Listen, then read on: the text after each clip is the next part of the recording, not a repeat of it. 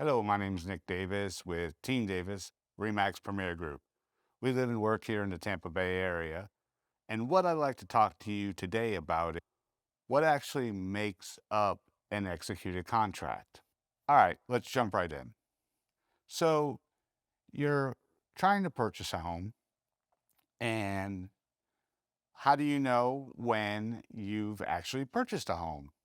Well, there's parts of a contract as a buyer, you submit an offer. And that offer would be either an as is contract or the FAR bar standard contract. Depending upon the listing agent and the seller, will determine which contract we would use. Now, there are certain addendums that have to accompany your offer, like if it's in a homeowners association community, you have to have an HOA addendum.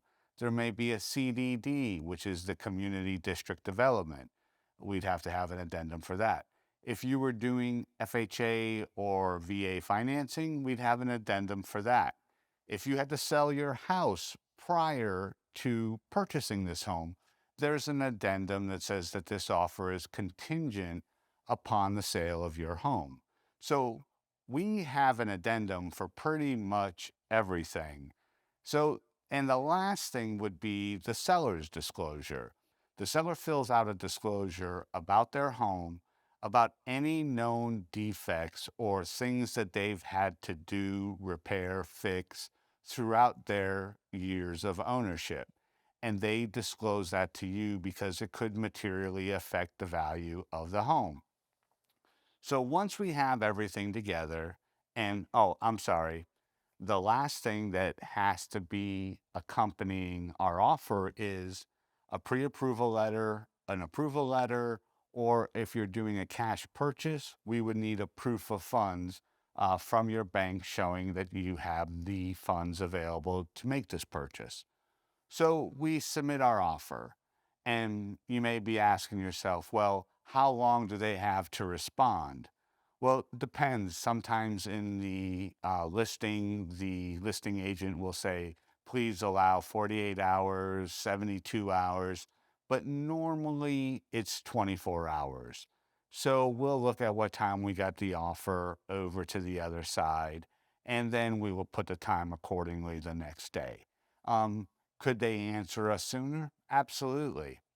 But if they don't answer us by that time, your offer has expired and you are no longer obligated to move forward. Even if they come back and accept it, you have an option at that point to say, no, I've changed my mind. So we've submitted the offer. We've given them 24 hours to respond. Now, if the seller changes anything on that offer that we submitted, you are relieved of your offer and don't have to move forward.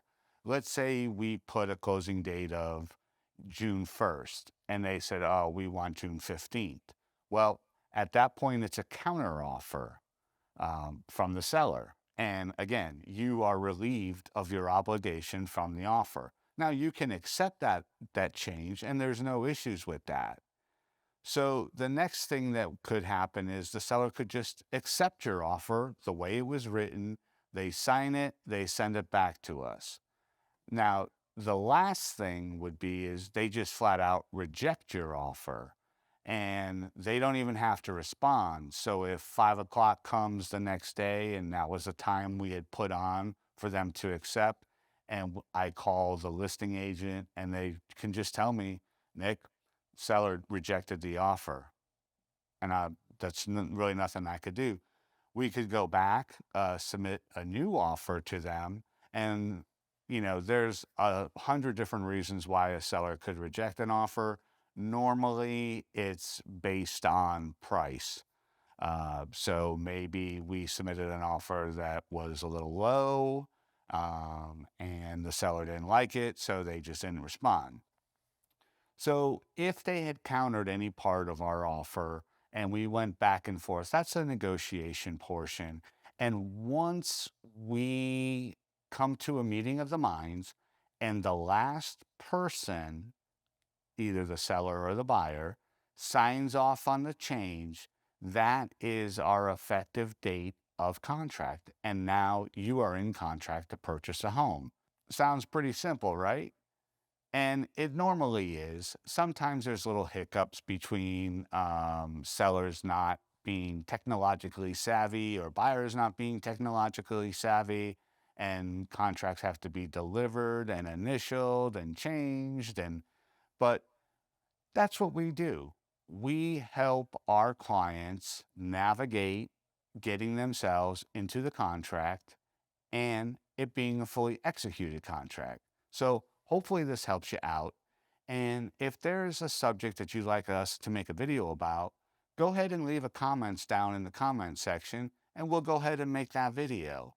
And if you need some help purchasing or selling a home here in the Tampa Bay area, give us a call, 813-300-7116.